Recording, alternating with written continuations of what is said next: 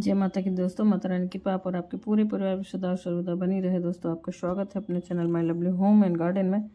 दोस्तों आज हम लोग बात करेंगे कब है देव उठनी एकादशी, उसकी जानेंगे हम लोग शुभ मुहूर्त क्या है, व्रत और पारण का समय क्या है और महत्व क्या है।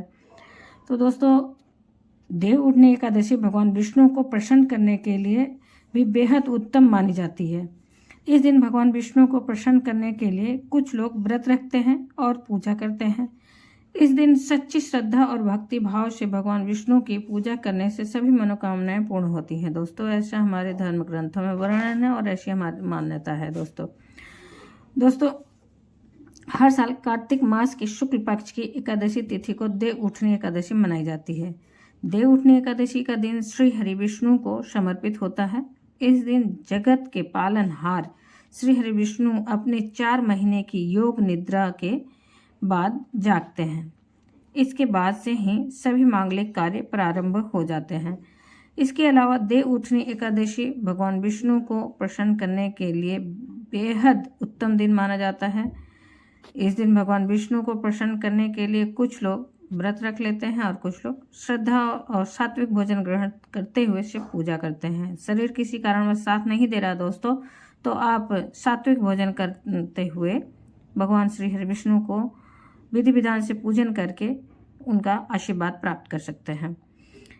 तो ऐसे में इस वीडियो की जानकारी बहुत ही खास होने वाली है, क्योंकि हम लोग जानेंगे विधि क्या है पूजा की और महत्व क्या है इस व्रत का और कौन सा इसका शुभ मुहूर्त है पूजा का। तो इसलिए आपसे अनुरोध है कि अंत तक अवश्य ही देखें। अगर कोई भी बात इस वीडियो की अच्छी और उपयोगी लगे तो लाइक तो अवश्य ही करिए। कोई भी बात उपयोगी लगे दोस्तों तो मेरे चैनल को सब्सक्राइब भी करिए। पहली बार आप मेरे चैनल पर आए तो भी आप सब्सक्राइब करिए, बेल नोटिफिकेशन अवश्य ही दबाइए, जिससे आने वाली वीडियो आपको समय से प्राप्त हो सके। दोस्तों तो जानते हैं देव उठनी एकादशी के बारे में, लेकिन उसके पहले एक अनुरोध है कि अगर कोई भी प्रश्न या कोई भी सुझाव हो तो कमेंट बॉक्स में अवश्य ही लिखें। इस साल 23 नवंबर 2023 को देव उठनी एकादशी है। इस दिन भगवान विष्णु 5 माह की निद्रा के बाद जागेंगे। ऐसे तो चतुर्मास होता है, 4 महीने बाद होता है, लेकिन इस बार मल मास लगने अधिक मास लगने से ये 5 महीने का हो गया था दोस्तों। इसके बाद से ही सभी मांगलिक कार्य शुरू होते हैं। देव उठनी एकादशी पर ही रात में शालिग्राम जी और माता तुलसी की विवाह की जाती है, या फिर देव उठनी एकादशी की संध्या काल में की जाती है, या फिर दूसरे दिन द्वादशी तिथि के दिन भी माता तुलसी की विवाह की जाती है। पूर्णिमा के बीच में किसी भी दिन बहुत घरों में होता है दोस्तों। तो इसके पहले मैंने तुलसी विवाह पर समय और मुहूर्त कौन से मुहूर्त में माता की शादी करें पे वीडियो डाल रखी है, वहाँ से आप देख सकते हैं दोस्तों। तो दोस्तों आज हम लोग जानते हैं देव उठनी एकादशी के मुहूर्त के बारे में। कार्तिक शुक्ल एकादशी तिथि का प्रारंभ 22 नवंबर 2023 रात 11:03 से होगा। कार्तिक शुक्ल एकादशी तिथि का समापन 23 नवंबर 2023 रात 9:01 पर हो जाएगा। पूजा का समय जो होगा सुबह 6:50 से लेकर 8:09। पूजा के लिए जो शुभ मुहूर्त हमें सुबह में मिलेगा दोस्तों 8:09 तक मिलेगा 6:50 से, और रात्रि की पूजा का शुभ मुहूर्त मिलेगा शाम 5:25 से रात 8:46 तक। व्रत और का पारण कब किया जाए? व्रत का पारण दोस्तों द्वादशी तिथि में की जाती है। तो द्वादशी तिथि 24 तारीख को है। उस दिन 6:51 से लेकर 8:57 तक हमें व्रत के पारण का शुभ मुहूर्त मिल रहा है दोस्तों। तो दोस्तों ये तो है समय कब हमें क्या करना है, कब पूजा करना है, किस दिन व्रत रखना है। लेकिन दोस्तों इसका नियम जो है 10वीं तिथि से ही प्रारंभ हो जाता है। अगर 23 को व्रत रखा जाएगा तो 22 तारीख से ही इसकी तैयारियां शुरू हो जाती हैं एकादशी तिथि की। ये 3 दिन तक मतलब नियम और विधि के साथ किया जाता है व्रत दोस्तों। 10वीं तिथि के दिन ही आपको शुद्ध और सात्विक भोजन ग्रहण करना, जैसे नहाए खाए होता है उसी प्रकार से होता है एकादशी का भी दोस्तों। इसी दिन ही आप अपने बाल वगैरह जो धुलने हैं धुल लेंगे, और इसी दिन से ही सात्विक भोजन ग्रहण करेंगे। बिना लहसुन प्याज, बिना मांस मदिरा के आपके घर में भी सेवन नहीं होना चाहिए।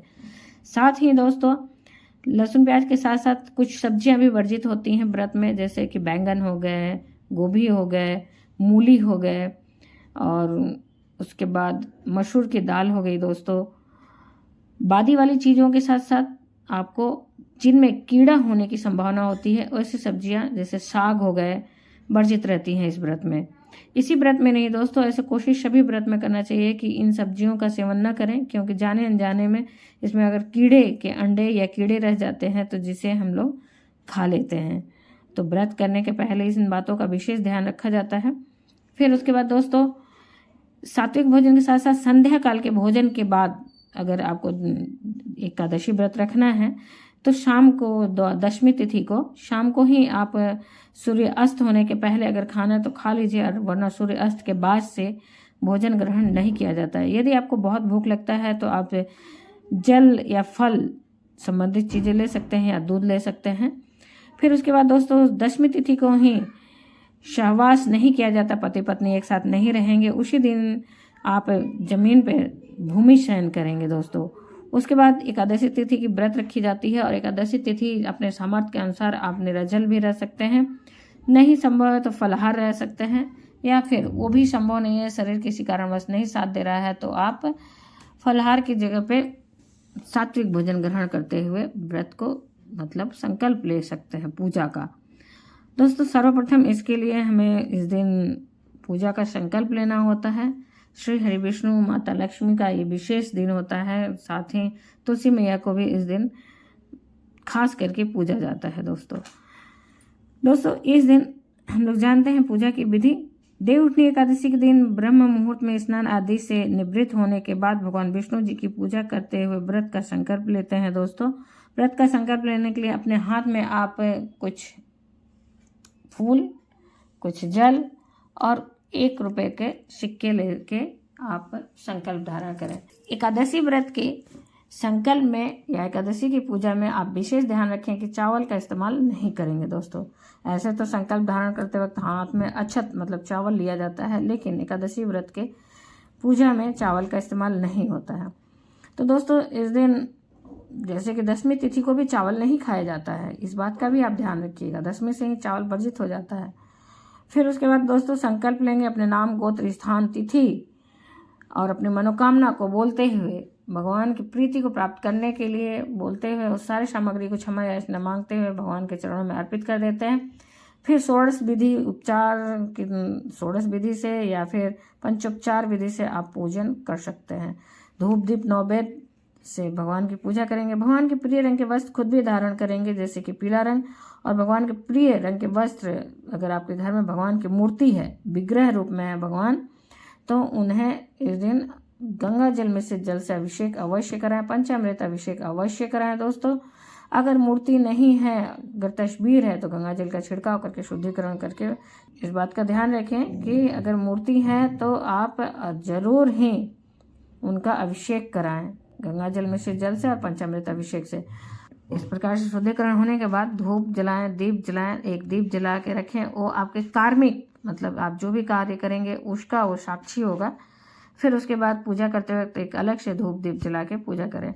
अलग से आप चौकी रखना चाहते हैं तो चौकी रख के तब कलश भी स्थापना करना चाहेंगे तो कर सकते हैं, नहीं तो आप नित्य की जहाँ पूजा करते हैं वहीं पर श्री हरि विष्णु की पूजा कर सकते हैं। दोस्तों फिर उसके बाद श्री हरि विष्णु जी की प्रतिमा के समक्ष उनके जागने का आह्वान किया जाता है, उन्हें जगाया जाता है शुरुआत में ही व्रत का संकल्प लेने के बाद। सायंकाल में पूजा स्थल पर घी के 11 दिए देवी देवताओं के समक्ष जलाएं। यदि संभव हो पाए तो गन्ने का मंडप बनाकर बीच में विष्णु जी की मूर्ति रखें और भगवान हरि को गन्ना, सिंघाड़ा, लड्डू जैसे मौसमी फल अर्पित करें। एकादशी की रात एक घी का दीपक जलाएं, मतलब अखंड ज्योत जलाएं। अगले दिन हरिवासर समाप्त होने के बाद ही व्रत का पारण किया जाता है। दोस्तों तो हरिवासर आपको जो होता है द्वादशी लगने के 2-3 घंटे बाद तक का समय हरिवासर में आता है। दोस्तों तो इसका ध्यान रखें। उसके बाद ही जैसा कि हमने पहले ही पारण का समय बता दिया है, तो उस समय से आप पारण कर सकते हैं।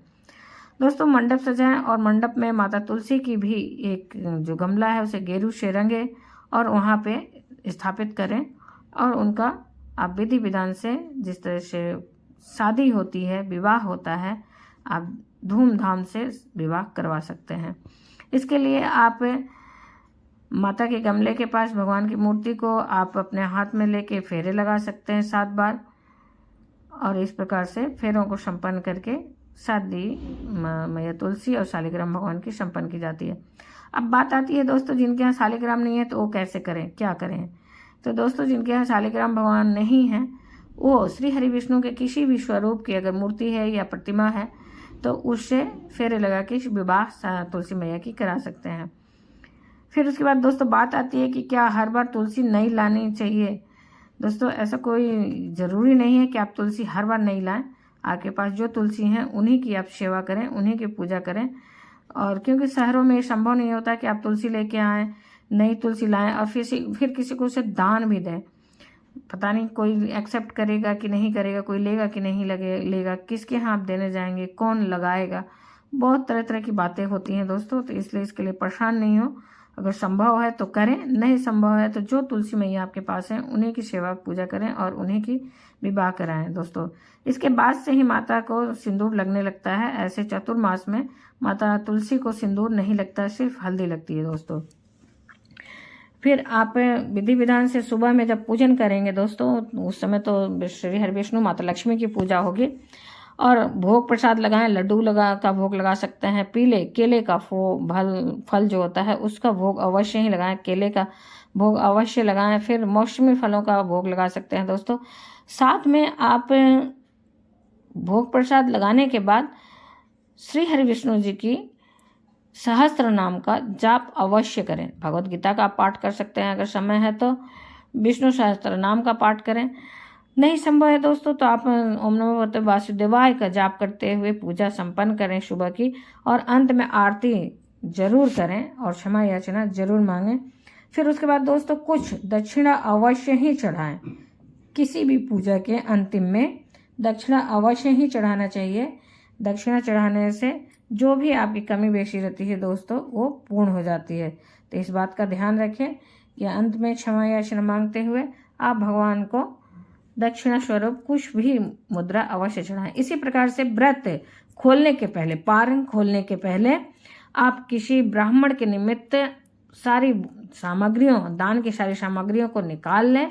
एक ब्राह्मण के भोजन कराने इतना, क्योंकि भोजन करने के पहले संभव नहीं है कि आपको ब्राह्मण मिल ही जाए तुरंत सुबह सुबह में।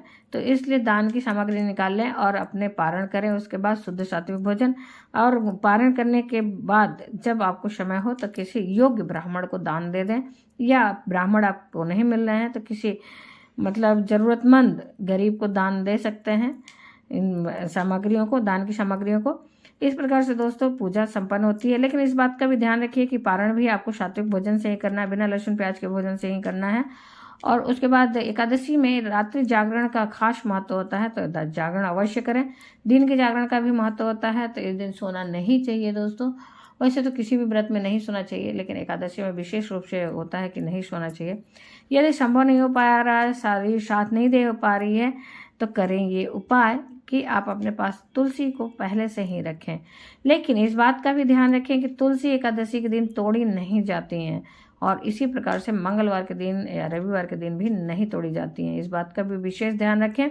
तो तुलसी को पहले से ही आप अपने घर में, क्योंकि बिना तुलसी के भोग श्री हरि को प्रिय भी नहीं है, वो खाना भी नहीं पसंद करते हैं, बिना तुलसी के अपने भोग को ग्रहण नहीं करते हैं। तो इसलिए आप पहले से ही तुलसी के पत्तों का इंतजाम कर लें।